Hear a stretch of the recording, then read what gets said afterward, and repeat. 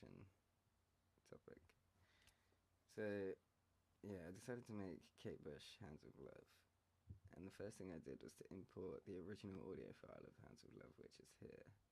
And to make sure that everything would be in time to that, because I couldn't just change the tempo of the song because it doesn't stick to a tempo, because she didn't record it to a metronome. So instead what I did was I used the beat map function, which is here, you can see, of Logic, to adjust the tempo of the track to the tempo of the project to the track. So it took me a couple of tries to get it right, because I tried to do it with every single beat, but that made far too many tempo changes. So the best thing to do was to just do one tempo mapping on every bar, and that tended to work out a lot better.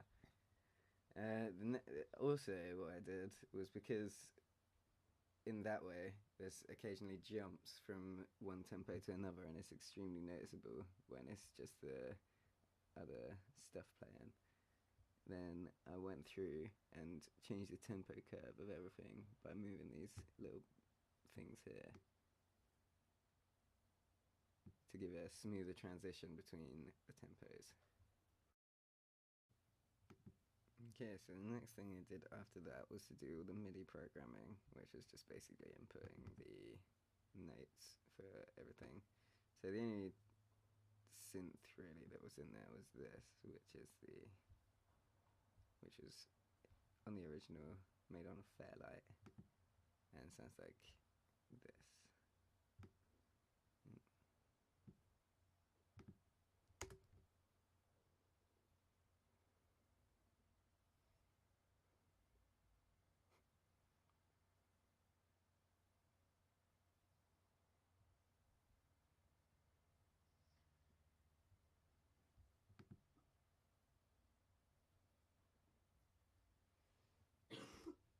You get the idea. The strings were quite hard to place, because a lot of the way that she did it in the original song in the Fairlight, a lot of the notes are sustained, which I didn't realise. That, like in this area here, it took me a while to figure out the actual placing of the notes on that one. But the only other MIDI inputting data that I had to do was from the drum machines, because there is a live drum kit and a drum machine going on at the same time in this song. So there's the kick there and the sample of the snare to back it up. And yeah. Okay, so the next thing I want to talk about is the snare synthesis modeling, or sampling modeling, that I did to the snare sample within the Ultrabeat drum sampler. This is a very hard sound to get, so what I basically did was I initialized the snare patch and then loaded in a new sample of a snare hit that I thought sounded more similar to it, and it's got a very strong resonance, this snare hit, and so I affected that with that, and it has a very resounding power sound. So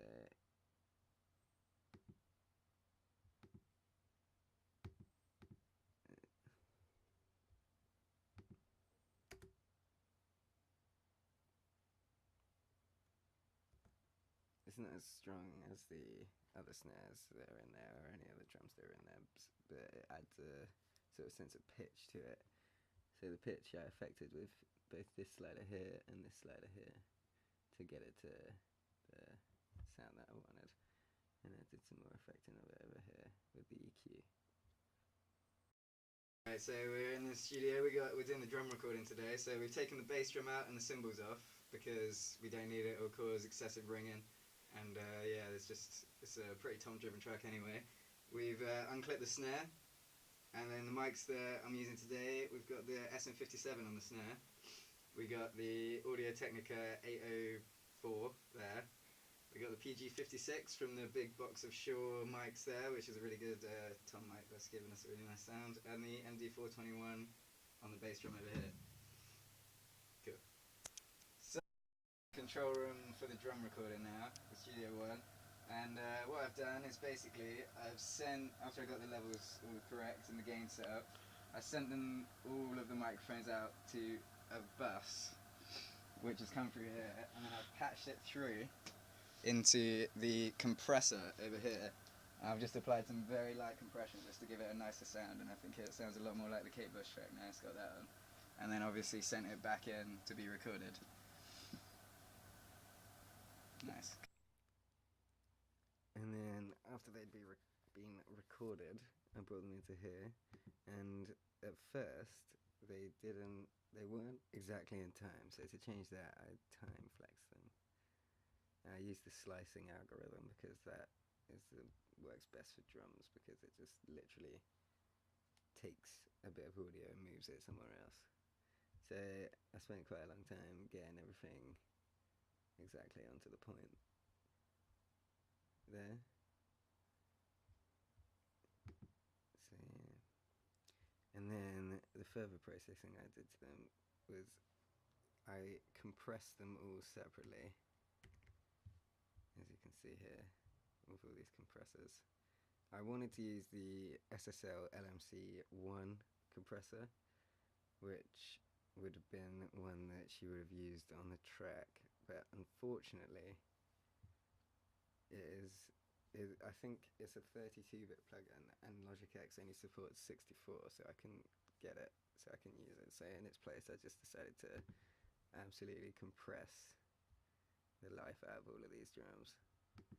So there you go, you can see all the thresholds are at similar levels with pretty high ratios and very high makeup gains. Graphs like that. And then I did some EQing on them just to get them sounding right, and sent them out to a bus, which is bus 1. So let's have a look. Box 1 there. They're sent out to two space designers, a gate, and then a compressor. So one of these space designers isn't being used. I was just getting two different reverbs and seeing the difference between them. So I've got this reverb here. You can see it's obviously a max with no dry signal coming through, and that's just it's a very, very big sounding reverb that I got there that is then going straight into a gate to give it that gated reverb. It opens and has a huge reverberation when the drum hits, and then as soon as that gate comes in, it cuts out everything. So it cuts out all the reverb sound, which is what is done on the track, and a sort of Phil Collins type sound. So yeah, there's a look at the settings there and what I did on that. I think I did definitely did some EQing on the reverb itself, and then the compressor that I have on the reverb is just very, very light. You can see when the needle comes in, and it's just giving it a little bit of makeup gain there. So yeah, recording cello here, and yeah, as you can see, I've just gone for the C414 and then the Rode NT2, I think it is. Both close positioned, and they're just pointing at the bridge there. And yeah, I just recorded with two, and then I'm going to choose which one to record later. So I did get a cellist in and record him playing cello, but I only recorded him playing like 3 or 4 notes or something, because throughout the entire song all that's used is the F note played over and over again. So I just got I got a couple of instances of it. So yeah,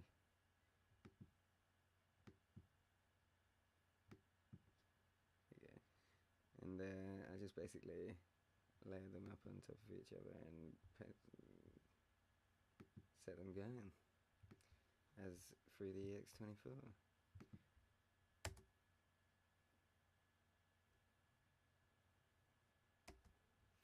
I really wanted to, well, not just for the cellos, but for the whole thing, I wanted to output I wanted to downsample the entire thing to 32 kilohertz because the Fairlight synthesizer and processor that Kate Bush would have used on this song did output everything at 32 kilobytes, but which gives it obviously a very it gives it a sort of lower quality sound, but it does have this good pass to it, and it does sometimes even cause aliasing in the real song, in the original song, which if you listen out for, you can hear it some parts. But unfortunately, there's no option to do that within Logic X anymore, because no one really wants to downsample. So I couldn't find out a way of doing that, which is unfortunate, because I think that would have done a lot in bringing the sound up to the quality that the Cape. Okay, so the last thing to add into the track was the vocal line, and the vocalist didn't sound particularly that much like Kate Bush, although she did do an okay job, and she does have a slight bit of an accent which sometimes came through in the recording, which is unfortunate, but I couldn't really do anything about it. But I did do a lot of quick comping to all the audio files, and this is what we're left with. Though I did comp a lot, I don't think there are any real discernible instances of comping in there, which I worked quite hard to leave out, because the difference between some of the takes were quite big and quite noticeable when just said in one line. So I worked hard to alleviate that with a combination of automation and time stretching, time flexing. So yeah, that's the vocals there. You can see the automation that I've put on it there. And yeah, at some points the levels were far too inaudible when put next to the rest of the track, so that was just to increase the levels. And then I put an expander on it. An expander was pretty useful. It's like the opposite of a compressor, basically. So anything above that certain threshold there will be decreased in volume while leaving the rest of the track as it is, which was pretty good.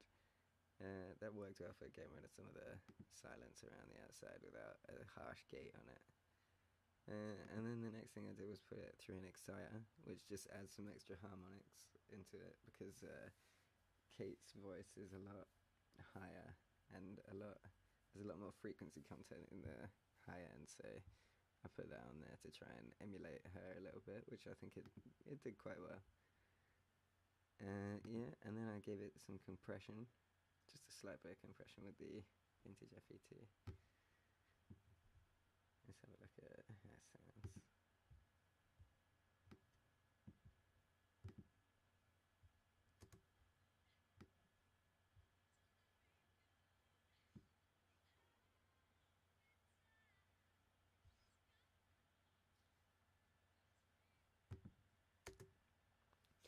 So yeah, sounding okay. The last thing I did was put it through the Space Designer plugin, and I didn't do it as a send because I wanted to work on the reverb for Kate's voice by itself.